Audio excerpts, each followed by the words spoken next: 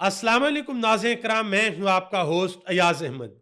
नाज़रीन इकराम, केपी की असम्बली के अंदर आज अहम तरीन इजलास होने के लिए जा रहा है।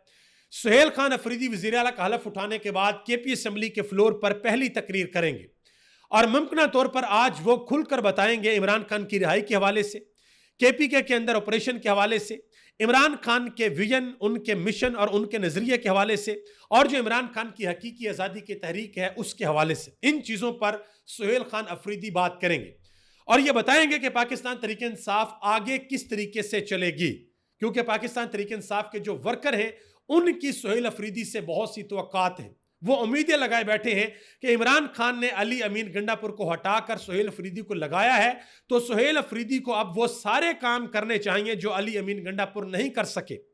सुहेल अफरीदी को अब उस लाइन के ऊपर चलना चाहिए जो लाइन इमरान खान की है। तो देखते हैं कि सुहेल खान अफरीदी अपनी पहली तकरीर के अंदर हलफ उठाने के बाद, वैसे वो मुंतखब होने के बाद भी उन्होंने एक तकरीर की थी, बड़ी जानदार तकरीर थी, लेकिन अब उन्होंने हल्फ उठाने के बाद पहली तकरीर करनी है। देखते हैं कि इसके अंदर वो क्या क्या बातें करते हैं। दूसरी तरफ इंतहाई अहम और बड़ी खबर है, अफसोसनाक खबर है कि इसराइल ने गजा अमन मुआहदे की धज्जियां उड़ा दी हैं और अब तक गजा के ऊपर 20 से जायद फजाई हमले किए जा चुके हैं। आपको याद होगा कि डोनाल्ड ट्रंप ने मुस्लिम दुनिया के हुक्मरानों को मिस्र के अंदर शर्म अल शेख में इकट्ठा किया था, वहां पर पीस डील हुई थी और पाकिस्तान के वजीर आजम शहबाज शरीफ साहब ने डोनाल्ड ट्रंप की तारीफों में जमीन आसमान एक कर दिया था और पूरी दुनिया में लोगों ने यह कहा था कि बड़ी अजीबोगरीब किस्म की हरकत की गई है। अब पाकिस्तान समेत पूरी दुनिया के मुसलमान ये सवाल पूछ रहे हैं कि अब डोनाल्ड ट्रंप से आप पूछें, उससे पूछें कि पीस डील होने के बाद भी इसराइल ने गजा के ऊपर हमले क्यों किए हैं, वहां के निहत्थे मुसलमानों को निशाना क्यों बनाया है। सारी की सारी तफसीलात आ चुकी हैं, वो आपके सामने मैं रखता हूं। इसके अलावा अहम तरीन और बड़ी खबर है हाफिज साद रिजवी और उनके छोटे भाई हाफिज अनस के हवाले से कि वो इस वक्त कहां पर मौजूद हैं। डॉन अखबार ने एक बहुत बड़ा दावा किया है और जो टीएलपी के ऊपर बात की जा रही थी कि उनके ऊपर पाबंदी लगाई जाएगी, टीएलपी के सोशल मीडिया ने इस हवाले से एक बड़ा सरप्राइज दिया है, वो भी आपके सामने रखता हूं। उनकी जानब से एक अलामिया भी जारी किया गया, उसके ऊपर भी बात करते हैं। और पाकिस्तान की सुप्रीम कोर्ट के अंदर आज इंतहाई गर्मा गर्मी हुई है 26वीं आईनी तरमीम के हवाले से, उसके ऊपर भी बात करते हैं। और आज मैं आप सब लोगों का खसूसी तौर पर शुक्रिया भी अदा करना चाहता हूं कि अल्हम्दुलिल्लाह हमारी जो यूट्यूब फैमिली है उसमें 9 लाख लोग शामिल हो चुके हैं हमारे यूट्यूब चैनल के ऊपर। यह सब कुछ आप लोगों की वजह से मुमकिन हुआ। आप सब लोगों का बेहद शुक्रिया कि जो भी इंफॉर्मेशन मैं आप लोगों तक पहुंचाता हूं आप उसको सुनते हैं, देखते हैं, सराहते हैं, वीडियो को लाइक करते हैं, कमेंट बॉक्स में अपनी राय का इजहार करते हैं और इस तरीके से ये इंफॉर्मेशन ज्यादा लोगों तक पहुंचती है। लेकिन अभी भी आप लोगों में से बहुत बड़ी तादाद ऐसी है जो अल्हम्दुलिल्लाह, मैं आप सबका फिर शुक्रगुजार हूं कि आप मेरी वीडियोस को सुनते हैं, इंफॉर्मेशन को सुनते हैं, लेकिन अभी तक चैनल बहुत बड़ी तादाद ने सब्सक्राइब नहीं किया हुआ। तो मेरी मोदबाना आप लोगों से गुजारिश है कि आप लोग वीडियो को लाइक करके चैनल को जरूर सब्सक्राइब कर ले ताकि इंफॉर्मेशन का सिलसिला हमेशा आप लोगों तक पहुंचता रहे। अब जरा आगे आ जाए जी। सबसे पहले बात करते हैं जो इसराइल ने गजा के ऊपर एयर स्ट्राइक की है, 20 से जायद फजाई हमले किए हैं। डोनाल्ड ट्रंप ने पाकिस्तान और दुनिया के जो दूसरे इस्लामी मुल्क हैं उनके हेड ऑफ स्टेट्स को मिस्र के अंदर शर्म अल शेख में बुलाया और वहां पर एक बाकायदा तौर पर पीस डील हुई और दुनिया को बताया गया कि डोनाल्ड ट्रंप जो है वो अमन के हामी हैं। और हमारे वजीर आजम ने तो वहां पर एक दफा फिर ऐलान कर दिया था कि डोनाल्ड ट्रंप को नोबेल पीस प्राइज मिलना चाहिए, हम दोबारा इनको जो है वो नामजद करते हैं। और जमीन आसमान मिला दिया था डोनाल्ड ट्रंप की तारीफों में।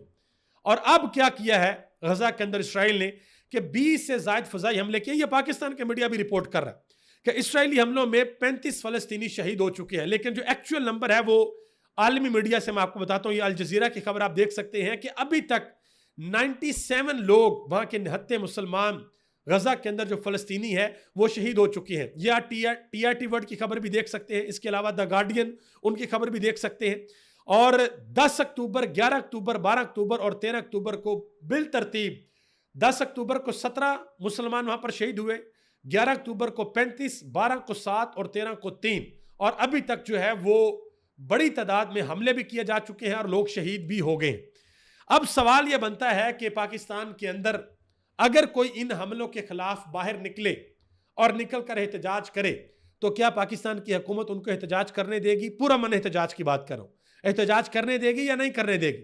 या फिर उन लोगों को डायरेक्ट निशाना बनाया जाएगा। मैं अभी आपके सामने वो अल्लामा ताहिर अशरफी, शायद उनका नाम है, मैं उनकी स्टेटमेंट आपके सामने रखता हूं, आपको अंदाजा हो जाएगा।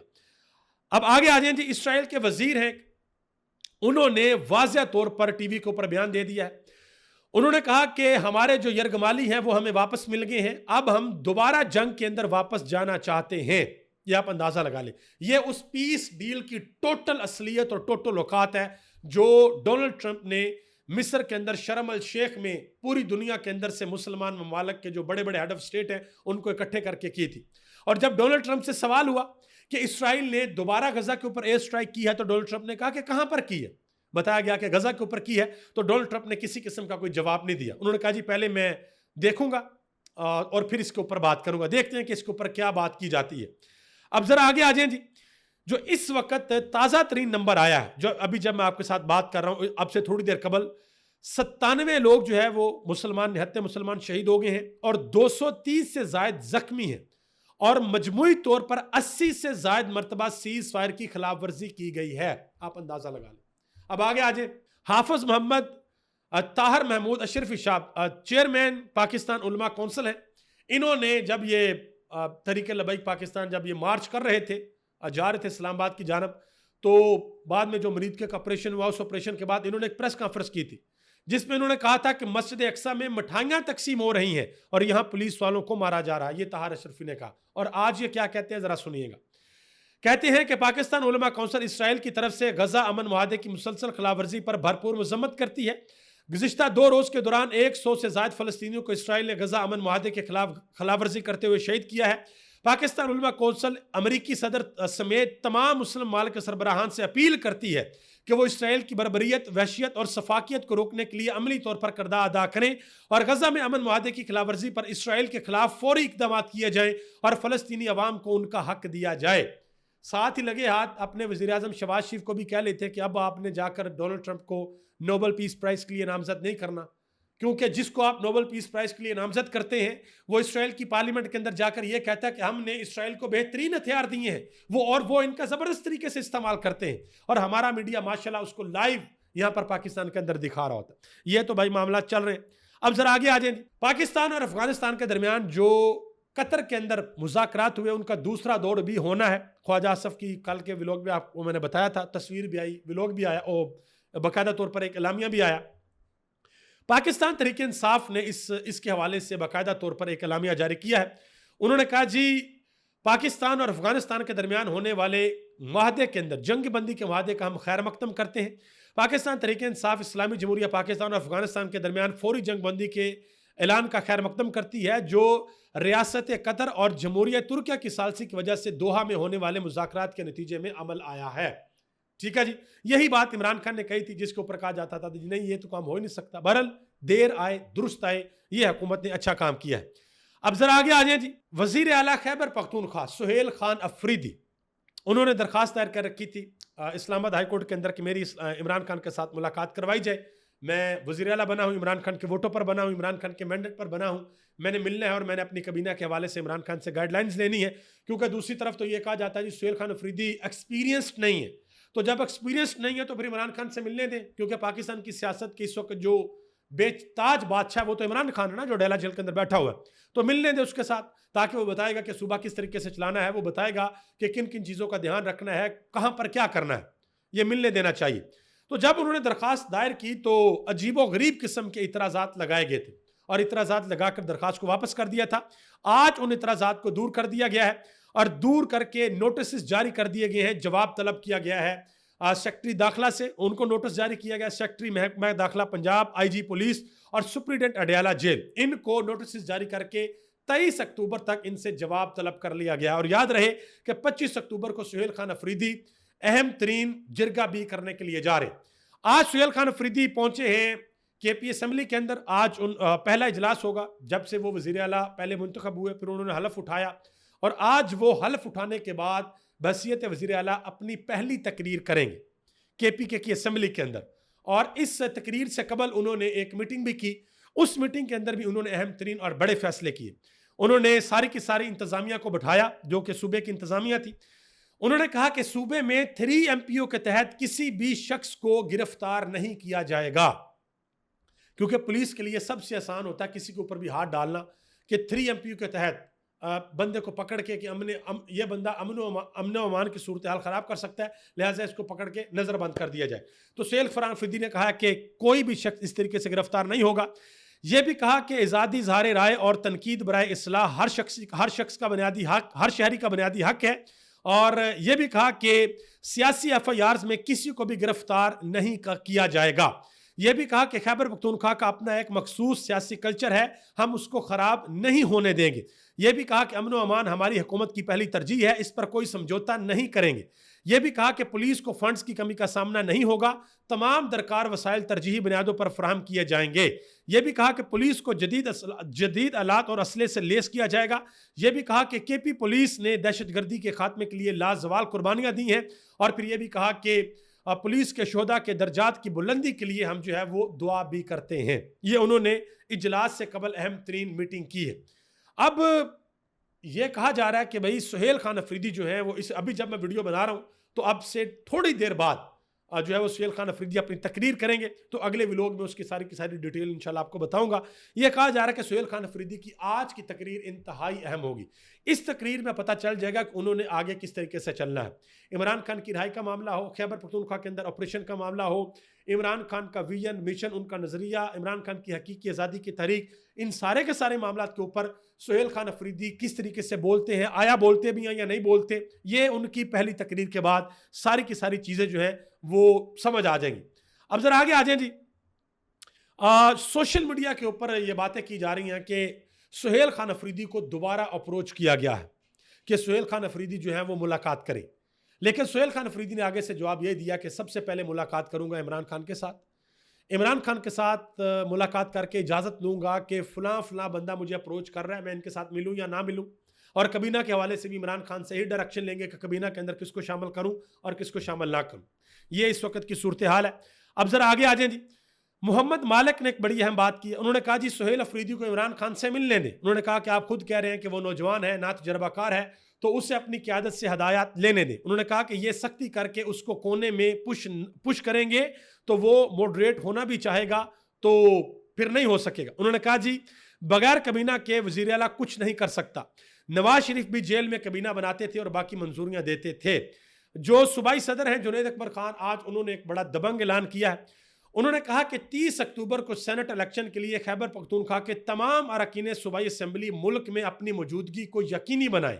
किसी के साथ अगर कोई राब्ता करें तो क़यादत को पहले इतला दें कि किसके साथ राब्ता कर रहे हैं। TLP के हवाले से अहम तरीन खबर आपको बता कि पंजाब हुकूमत ये वर्किंग कर रही है कि इस जमात के ऊपर पाबंदी लगा दी जाए।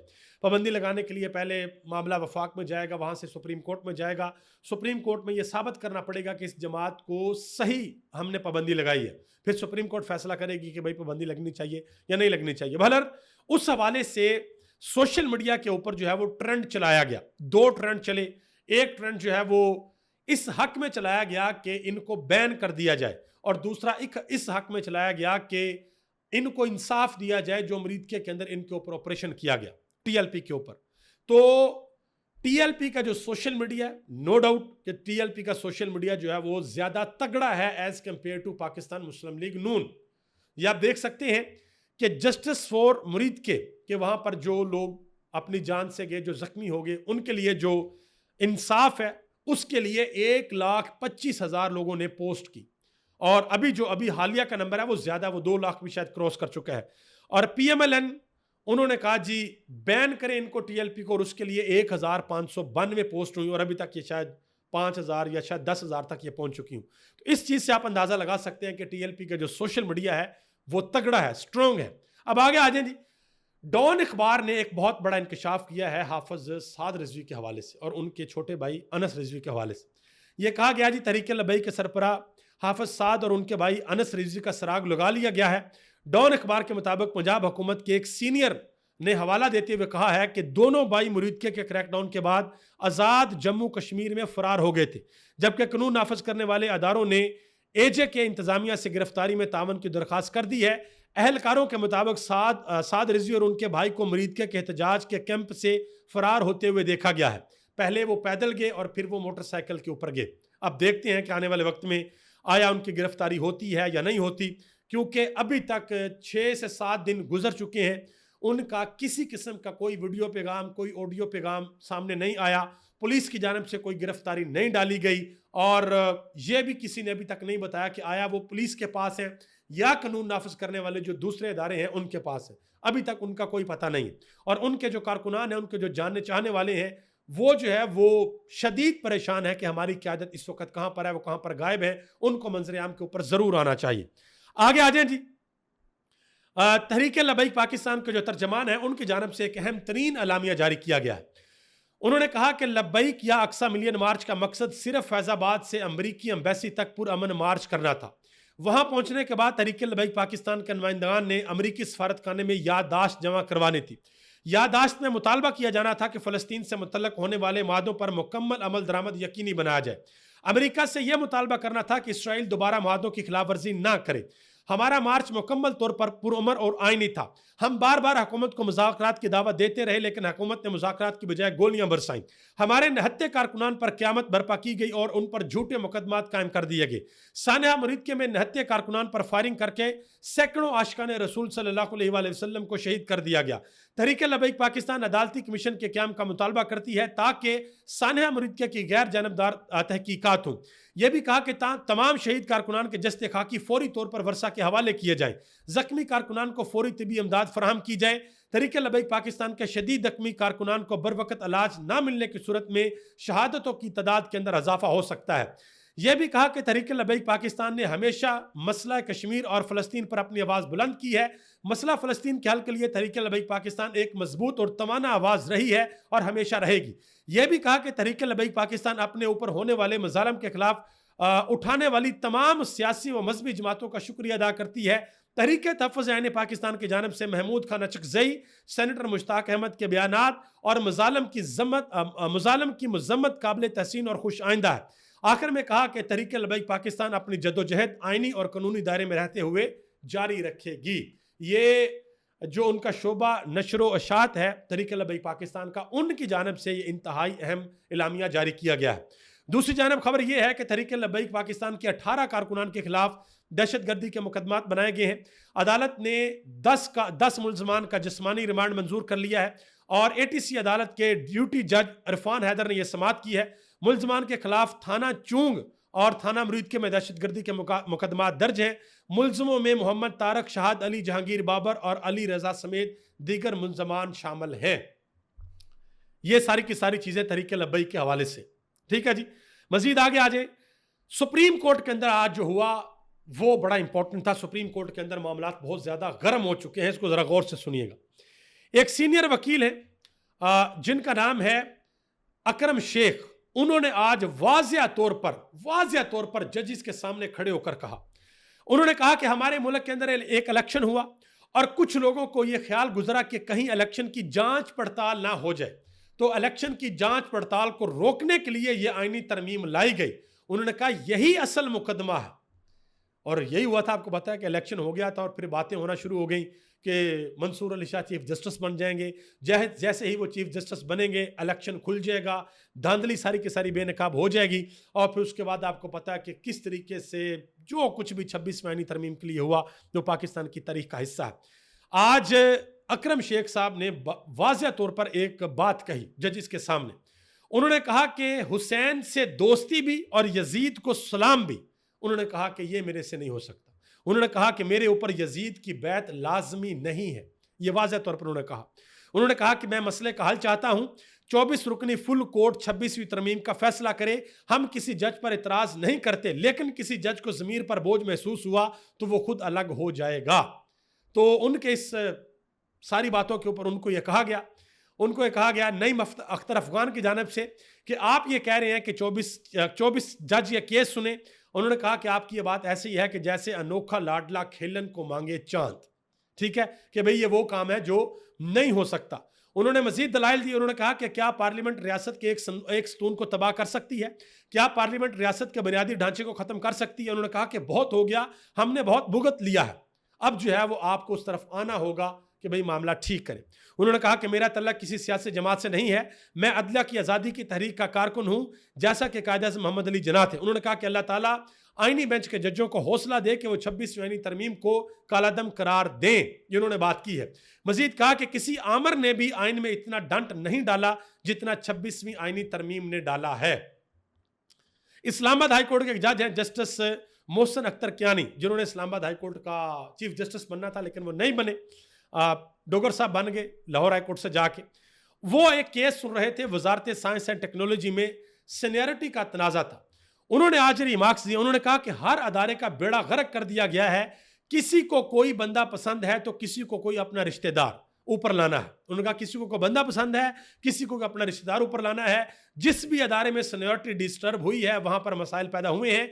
गलतियों की कोई सजा नहीं होती, बदनीति की सजा होती है। ये मोहसिन अख्तर कियानी साहब ने आज रिमार्क्स दिए हैं। इसके अलावा आखिर में खबर है अमीर अब्बास साहब के हवाले से, सीनियर एंकर पर्सन है, उनको ऑफ एयर कर दिया गया है। अभी तक इतना ही। आप सबका बहुत बहुत शुक्रिया। पाकिस्तान जिंदाबाद, पाकिस्तान के करोड़ों अवाम पाइंदाबाद।